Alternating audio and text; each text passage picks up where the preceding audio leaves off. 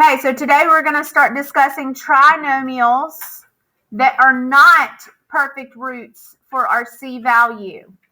They're not perfect roots for our C value. So the first step when you start factoring a trinomial is you first, of course, have to do the GCF. So step one, find the GCF. Factor out the GCF. You have to factor out the GCF. I'll go ahead and tell you, all the ones on this worksheet do not have GCF. All the ones on numbers 1 through 12 do not have a GCF. But that's the first step that you should do when you are given a polynomial to factor. Factor out the GCF. Okay, so step number 2, check for difference of square.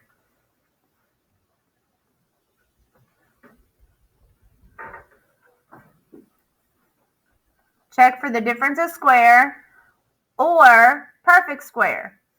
Because if it's a difference of square or perfect square, then you can use your shortcut. And I'll go ahead and tell you, all of these on this page are not difference of square, I don't believe, or perfect square. Oh, nope, I'm lying. There is one. Check for difference of square or perfect square based off of the characteristics of a difference of square trinomial or difference of square binomial and a perfect square trinomial. And then step 3, follow the A equals 1 rules. And I'm going to show you those A equal 1 rules. Okay, so 1, GCF, check for difference of square, perfect square, and then the A equals 1 square rules. So today we're doing trinomials where A equals 1. What that means is the first term in all of these trinomials, if you look at this whole entire page, the first term of all these trinomials all have 1 as your coefficient for your A value for that first term. They're all just a variable square. Okay, so there is no perfect square of 7. The square root of 7, 7's prime, essentially, okay? 7 is prime. So what that means is there's no number that multiplied by itself will ever give you 7. Brianna Durbin, please report to Mr. Bailey's office.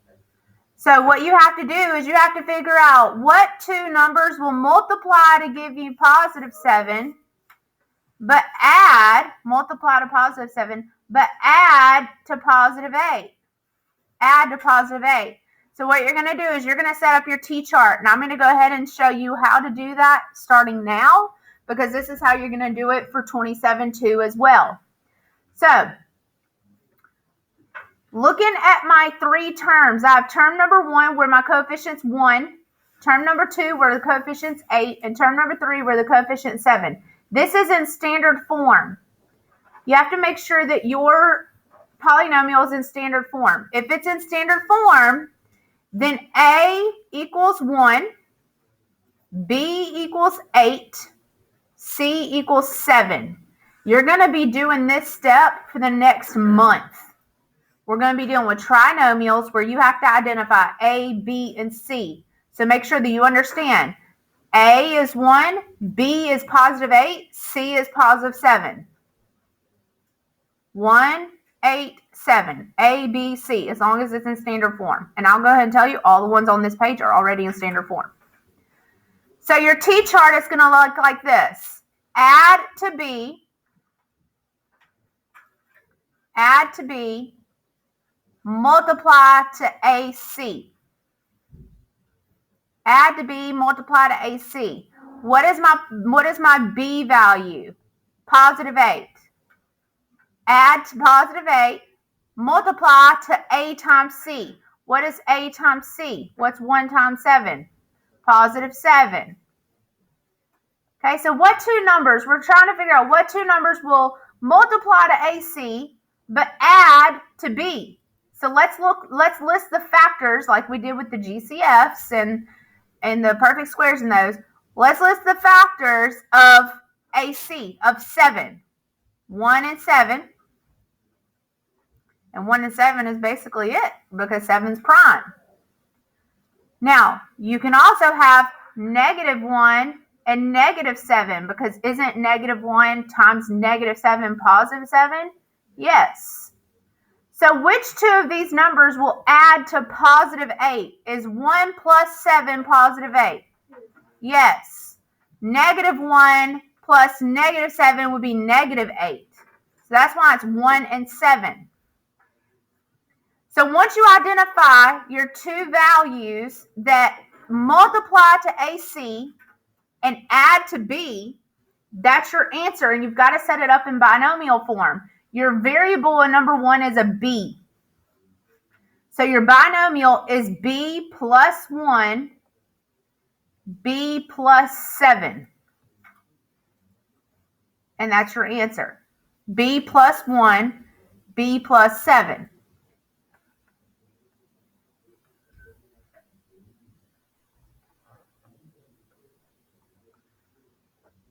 Okay, on your worksheet, I changed this to positive 11. Change this to positive 11. And the reason why I changed all these to positive is for a reason, and I'll show you why in a minute. Okay, so I'm going to GCF. There's nothing to GCF.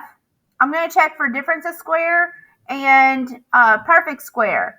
I have a 10. Is 10 a perfect root? No. So I need to follow all the steps. What is A? What is B? And what is C? It's in standard form, 2, 1, none. My A value is 1. My B value is positive 11. My C value is positive 10. Set up my T-chart. Add to B. Multiply to AC.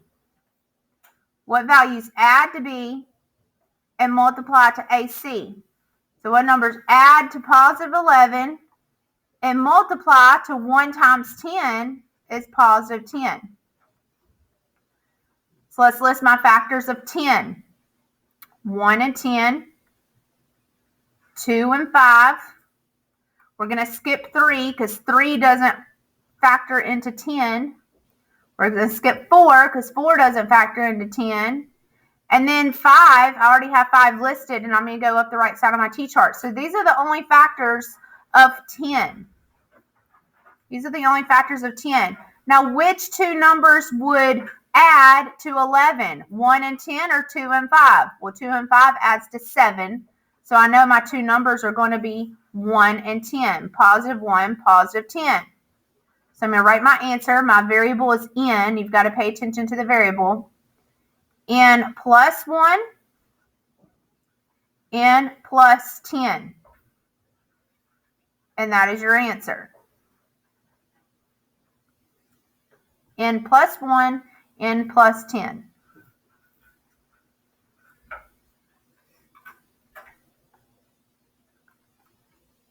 Okay, so let's look at number 3. I have a trinomial, so that rules out difference of square because difference of square is a binomial. I have 90. Is 90 a perfect root? Is 90 a perfect root? 90 would not be a perfect root. Okay, no two numbers multiplied that are the same would ever give you 90. Okay, so we got to follow the steps. A equals, B equals, C equals. A is 1, B is 1, and C is, I changed this to positive 90 on y'all's paper, by the way. Positive 90.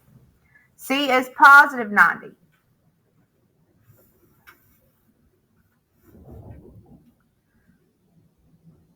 What two numbers add to B and multiply to AC?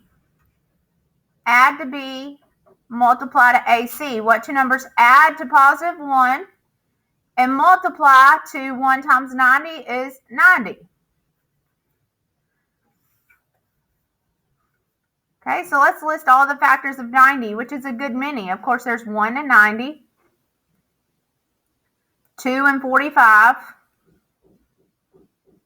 3 and 30. We're going to skip 4 because 4 doesn't evenly divide into 90. 5 and 18, 6 and 15, and 9 and 10. And I know I can stop there because these two numbers are as close to being together as possible. The next number after 9 is 10. So I would just start going back up the right side of the T-chart. So these are all the factors of 90. These are all the factors of 90. Okay, so are there two values here that would, of course, all of these multiply to positive 90. Are there any two values here that would add to positive 1? Well, that would be 91, 47, 33, 23, 21, and 19. None of those add to be positive 1. So if you do not have two values that would multiply to AC or add to B, it's prime. Prime, meaning there is no answer. There is no answer. There's the trinomial is essentially just prime.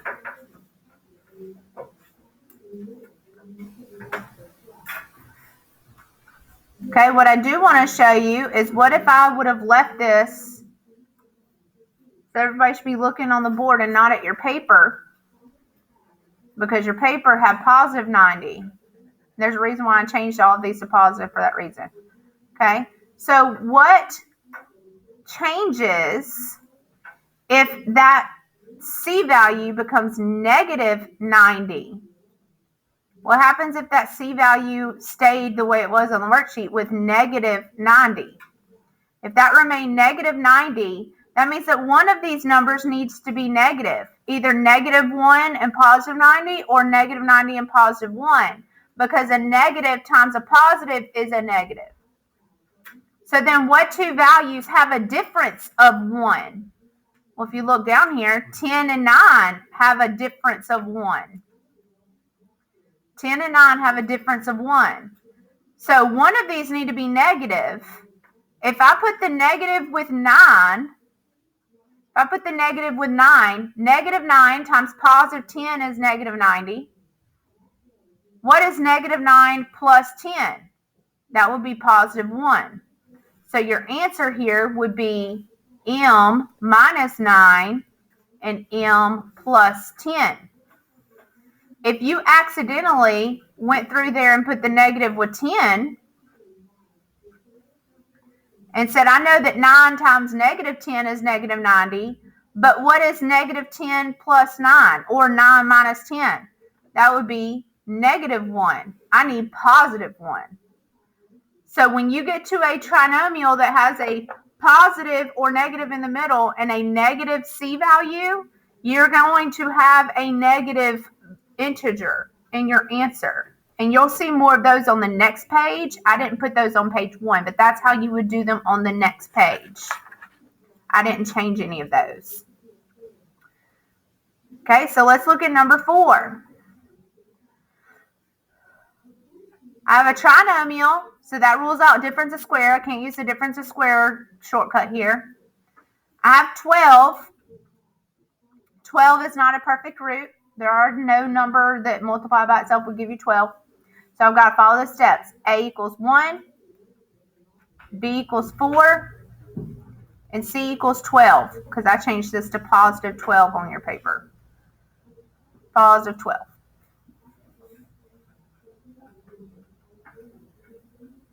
Okay, so what two numbers would add to positive 4, multiply to AC, multiply to 1 times 12, which is just 12. So we need to list all the factors of 12. Of course, it's 1 and 12, 2 and 6, 3 and 4, and then that's it, because my next integer after 3 would be 4, and I would just go up the right side of the T-chart. So which one of these numbers would add to positive 4? Would add to positive 4? That would be 13, 8, and 7. None of them. So what does that mean? It's prime. It's prime. None of those numbers would add to 12.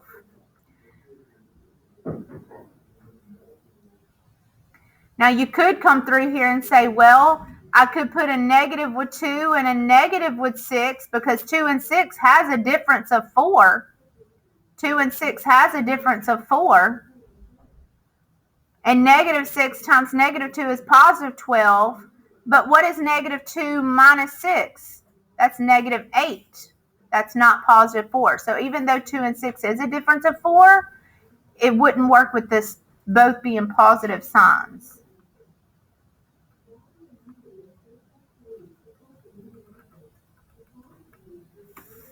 Okay, I'm going to do number 5. It's a trinomial.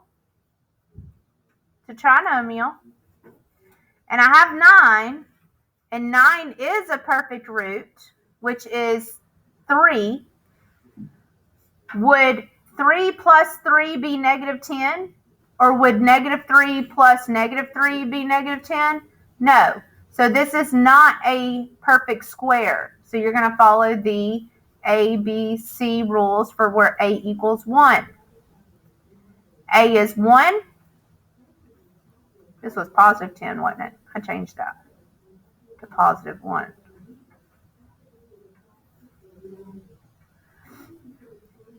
B is positive 10, and C is positive 9. What two numbers would add to B, multiply to AC, add to B, add to positive 10, multiply to positive 9. I need to list my factors of 9, 1 and 9. 2 does not divide into 9. 3 will divide into 9 with 3. So is 3 plus 3 10? No. Is 1 plus 9 10? Yes. So my two values are going to be 1 and 9. My variable is n. So n plus 1, n plus 9. N plus 1, n plus 9.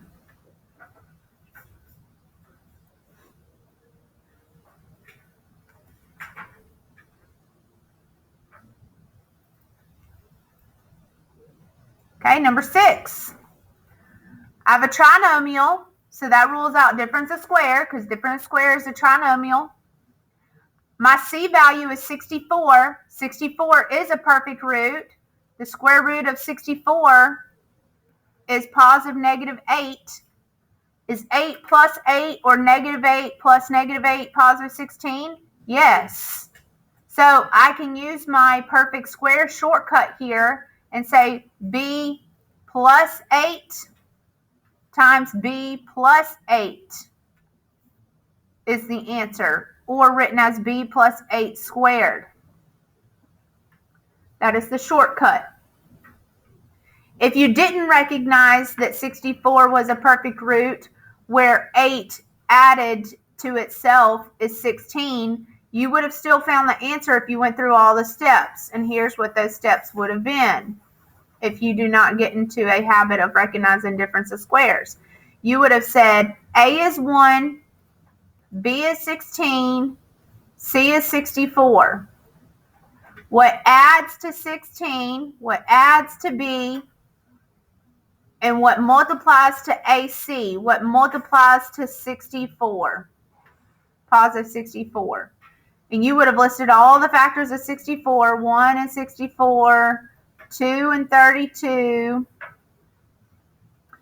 You would have skipped 3 and 4. I didn't write all these down. 4 and 16, skip 5, and then skip 7, and then went to 8 and 8. And you would have said, well, 64 and 1 goes to 65, so it can't be that. 32 and 2 is 34, can't be that. 16 and 4 is 20, can't be that. But 8 and 8 is 16. So my answer is B plus 8 and B plus 8. Or written as B plus 8 squared. So you would still get the answer even if you don't recognize that this was a perfect square trinomial by following the steps that I've been showing you this whole worksheet. Okay, so I want you to attempt 7, 8, 9, 10, 11, and 12 on your own, and then check your work with the answers.